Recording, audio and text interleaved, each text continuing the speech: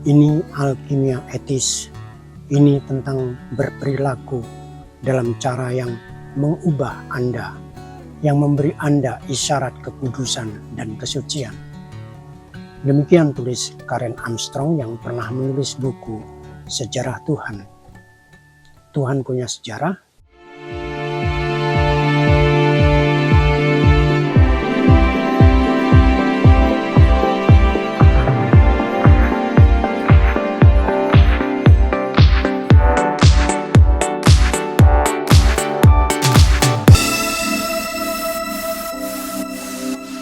Saudara-saudara sebangsa dan setanah air, sedunia dan seakhirat, seagama, sesuku, seselera ataupun berbeda-beda, jangan baperan.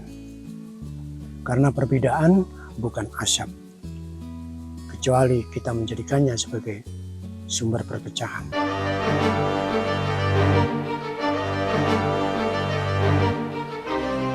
Disebutkan di awal mengenai definisi agama menurut Karen Armstrong, bahwa agama bukan soal percaya atau tidak percaya soal itu. Ini soal bagaimana berperilaku dalam cara mengubahmu mengenai nilai-nilai kemuliaan. Karen Armstrong pernah menulis buku tentang sejarah Tuhan, tapi sekiranya Anda yang belum pernah membaca, apalagi melihat bukunya, mungkin jangan ikutan berkomentar dulu daripada nanti malah lebih salah lagi. Apalagi yang terjebak dalam formalisme ketika memahami dan meyakini agama. Di Indonesia, agama dipandang sebagai sesuatu yang suci. Sayangnya dengan pandangan demikian, maka yang memandang kemudian mendaku langsung otomatis sebagai sama-sama suci. Padahal itu dua hal yang berbeda.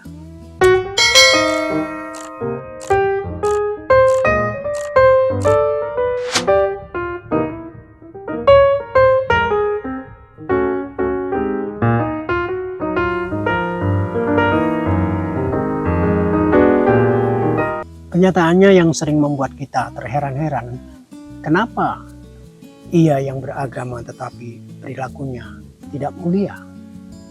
Padahal rajin menjalankan ibadah, rajin berdoa, dan lebih rajin pula menasihati orang lain supaya beragama. Masalahnya karena manusia terjebak dalam formalisme, keformalan, lebih mementingkan prasyarat dan ketentuannya sebagaimana syariat atau aturannya. Tetapi bagaimana nilai-nilainya, nilai-nilai intrinsik, tumbuh dalam praksis kehidupan perilakunya, itu yang sama sekali tidak ngefek.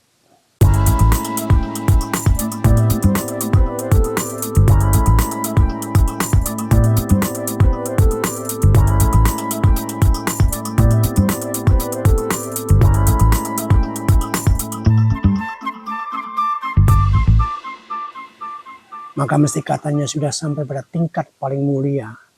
Sekiranya agama punya tingkatan-tingkatan keimanan seperti itu, ternyata masih saja melakukan tindakan-tindakan yang tidak terpuji, tindakan-tindakan yang keji seperti korupsi, berperilaku yang menyimpang seperti menista orang, mendiskriminasi orang, menjajah orang, memfitnah orang, menindas orang, mengobarkan kebencian atas nama agama. Memangnya ada agama yang menyebarkan kebencian?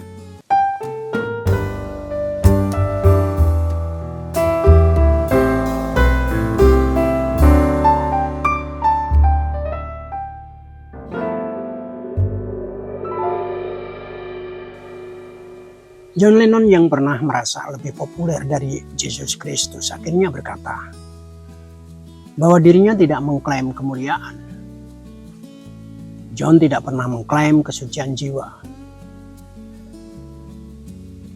Ia juga mengatakan bahwa dirinya tidak pernah mengaku memiliki jawaban hidup. Aku hanya membuat lagu dan menjawab sejujur yang aku bisa. Tapi aku masih percaya akan perdamaian, cinta, dan pengertian. Demikian katanya.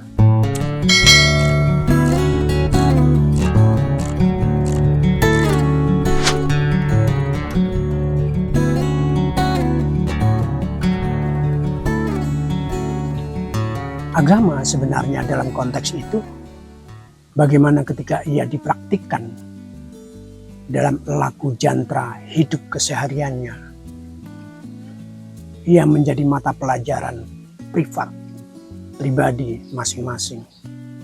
Hanya benar-benar pada dirinya sendiri. Untuk inward looking. Untuk kemudian nilai-nilainya dimanifestasikannya pada lian. Berdasar nilai-nilai keagamaannya itu. Entah itu bernama kasih, ketulusan, pengertian, kemuliaan, kebersamaan. Di situ nilai-nilai agama menjadi hadir dalam bentuk yang sebenar-benarnya